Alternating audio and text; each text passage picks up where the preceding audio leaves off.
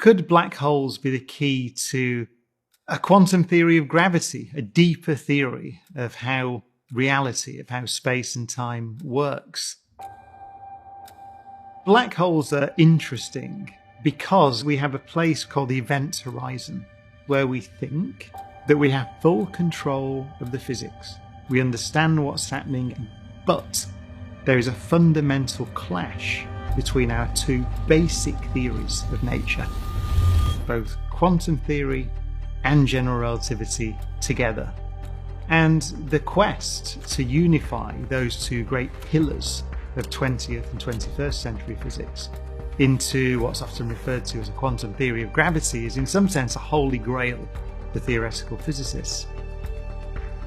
So black holes are forcing us into a deeper understanding of what space and time are. And in that sense, I think it is fair to say that black holes are the keys to understanding the universe. I'm Brian Cox. I'm a Professor of Particle Physics at the University of Manchester and the Royal Society Professor for Public Engagement in Science. And amongst other things, I'm the author of the book Black Holes, the Key to Understanding the Universe.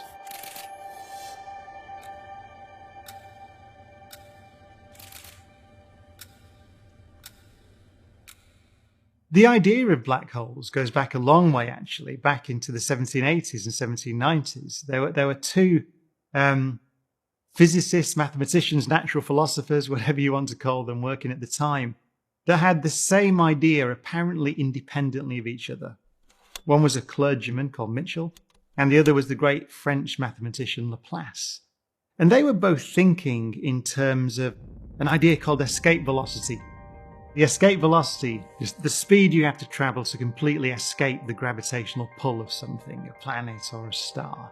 So for the Earth, for example, the escape velocity from the surface of the Earth is around 8 miles a second.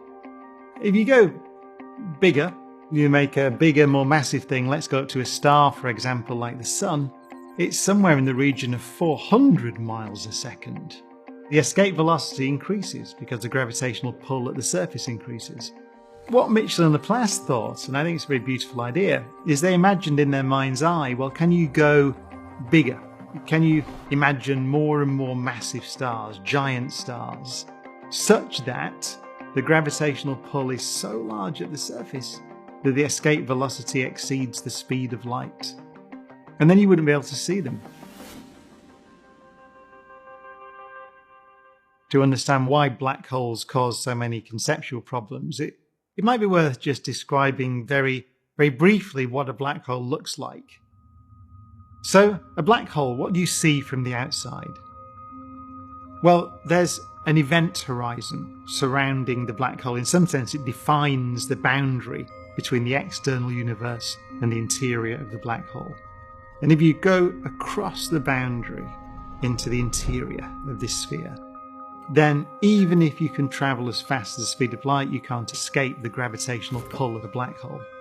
But another description of the event horizon, which confused people all the way through the history of black hole research actually, was the idea that the event horizon, when viewed from the outside, is a place in space where time stops. And that's a direct prediction of Einstein's theory of relativity from the external perspective. There is a central problem, though, which is still not solved, which is what lies at the centre of a black hole. You might think of it as an infinitely dense point to which this massive star collapses. So what are we picturing? It's this thing called a singularity. Actually, it's not right to talk about the centre of a black hole, really.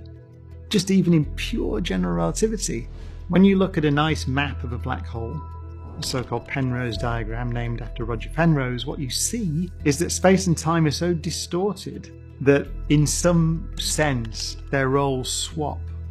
The singularity is not really a place in space at all. It's a moment in time. And actually, it's the end of time. But the nature of that thing was not, and is still not, understood.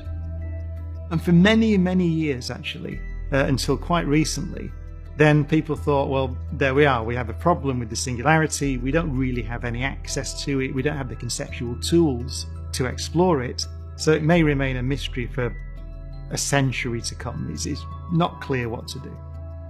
The great revolution in black hole research was to notice that actually there are conceptual problems, not only in this extreme place, at the singularity, whatever that might be, but at the horizon.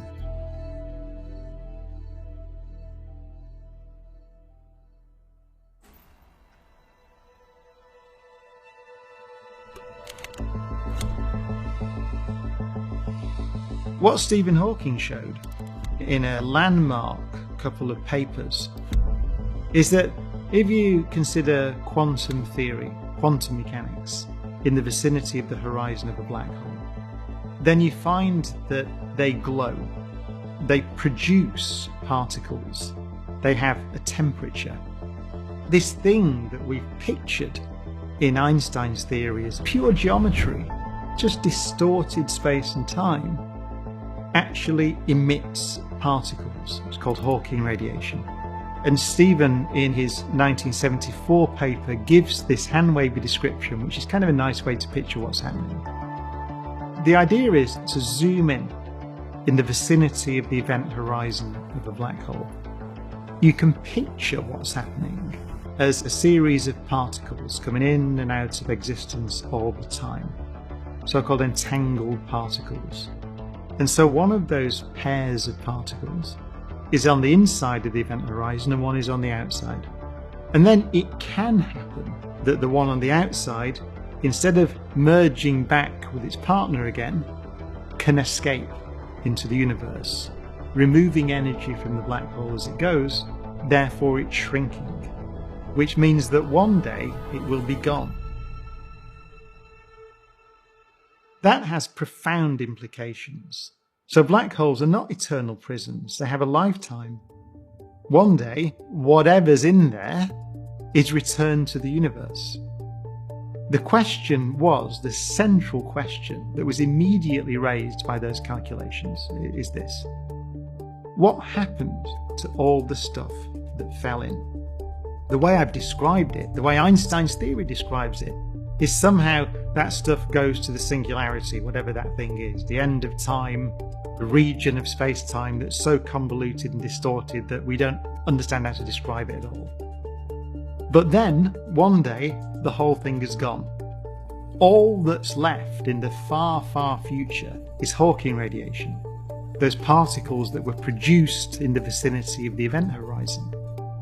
The question is it possible, if you could collect all that radiation, all the Hawking radiation through the whole life of the black hole, is it somehow possible, in principle, that the information about everything that fell into the black hole throughout its history is imprinted in that radiation in the far future? Is that true? Or is it not true?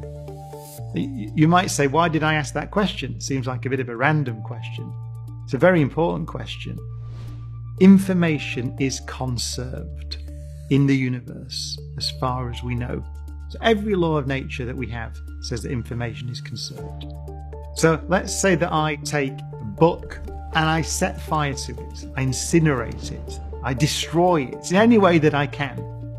In basic fundamental physics, then it turns out that if you could collect every piece of that thing that I detonated or incinerated, every quantum of radiation, every photon, every particle, everything, in principle, if I could just collect it all, then I could reconstruct the thing that I had destroyed.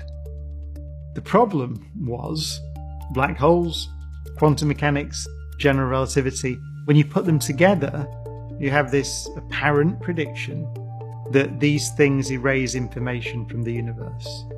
This became known as the black hole information paradox. It turns out, if we fast forward to the present day, and a series of papers are still being written, so this is still research that's happening as we speak. But it turns out now that the general view is that black holes do not erase information from the universe. we now think you could collect all that radiation and, in principle, put it into some quantum computer and reconstruct the information about everything that fell in. But the implications of that the mechanism by which that happens, I would say it's profoundly exciting, because it really does seem to be giving us a glimpse of a deeper theory of gravity. The simple way to say it, let me say it in one sentence. It seems that space and time are not fundamental. So one view, and I emphasize that there are other views, we're at the cutting edge of research now, but one view is a field which has become known as emergent space-time. And so the idea is that space and time themselves emerge from what? From quantum entanglement, from some kind of smaller parts or pieces. We don't know what those things are. We don't know the nature of them. But it does seem that there's a deeper underlying theory from which space and time emerge. That is what we call the quantum theory of gravity. And my view is that if we're going to talk about the origin of the universe, even ask questions such as, did the universe have a beginning in time, which we don't know the answer to, then it surely seems to me that we have to understand what space and time are before we can ask and have any chance of answering such questions. And black holes, it turns out, are the objects that we can see, that we can observe, that actually exist in nature, that force us down that route to ask questions, sharp, well-defined questions actually, about the nature of space and time themselves.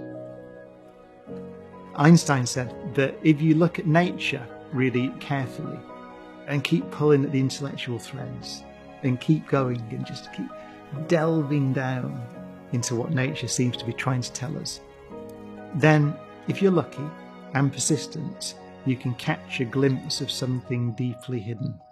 It's beautiful, that, isn't it? A glimpse of something deeply hidden, which is the deep underlying structure of nature, the deep underlying structure of reality itself.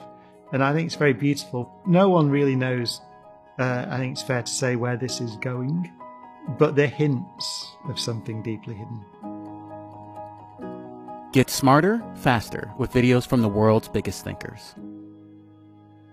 Want to dive deeper?